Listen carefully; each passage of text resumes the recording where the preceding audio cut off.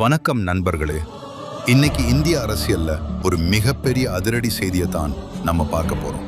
பஞ்சாப் மாநிலத்தைச் சேர்ந்த முக்கிய அமைச்சரை அமலாக்கத்துறை ஈட்டி திடீரென அதிரடியாக கைது செய்துள்ளது. அவர் யார்? அவர் மீது என்ன வழக்கு? இதன் பின்னணியில் உள்ள அரசியல் என்ன? வாங்க இந்த வீடியோவில் முழுமையா பார்க்கலாம்.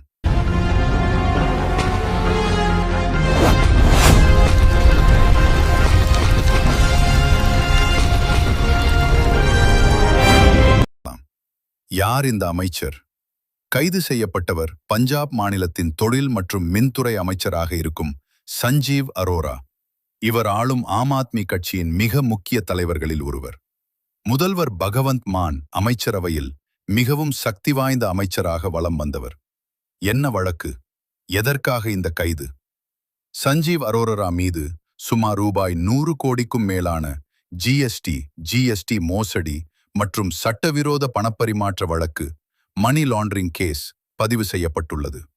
அதாவது டெல்லியில் செயல்படாத பல போலி நிறுவனங்களின் பெயரில் செல்போன்கள் வாங்கியதாக போலியான ரசீதுகளை உருவாக்கி அரசிடமிருந்து முறைகேடாக ஜிஎஸ்டி ரீஃபண்ட் மற்றும் உள்ளீட்டு வரி வரவை இன்புட் டாக்ஸ் கிரெடிட் பெற்றதாக அமலாக்கத்துறை குற்றம் சாட்டியுள்ளது.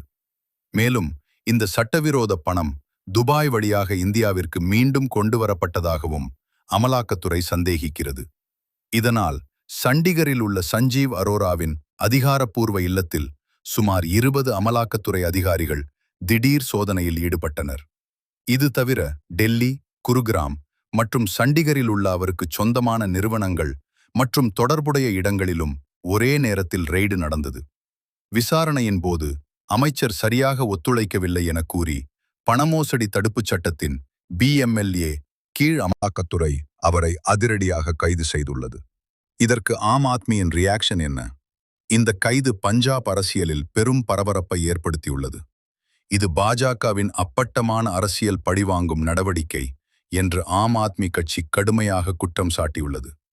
பஞ்சாப் முதல்வர் பகவந்த் மான் மற்றும் கட்சியின் தேசிய ஒருங்கிணைப்பாளர் அரவிந்த் கெஜ்ரிவால் ஆகியோர் இந்த கைதை வன்மையாக கண்டித்துள்ளனர்.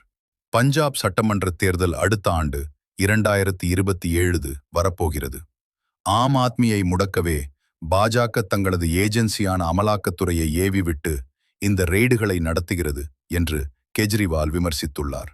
ஒரு பக்கம் ஜிஎஸ்டி மோசடி என அமலாக்கத்துறை அடுத்தடுத்து நடவடிக்கைகளை எடுக்க, மறுபக்கம் இது அரசியல் பழிவாங்கல் என ஆம் ஆத்மி கொந்தளித்து வருகிறது. இந்த சம்பவம் தேசிய அரசியலில் பெரும் புயலை கிளப்பியுள்ளது. இந்த கைது நடவடிக்கையை பற்றி நீங்கள் என்ன நினைக்கிறீர்கள்? இது உண்மையிலேயே ஊழலுக்கு எதிரான நடவடிக்கையா அல்லது தேர்தல் நேர அரசியல் பழிவாங்கலா? உங்களுடைய கருத்துக்களை கீழே கமெண்ட் செக்ஷன்ல பதிவு பண்ணுங்க.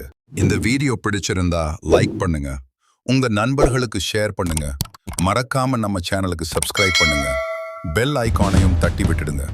அடுத்த வீடியோவில் சந்திப்போம். நன்றி, வணக்கம்.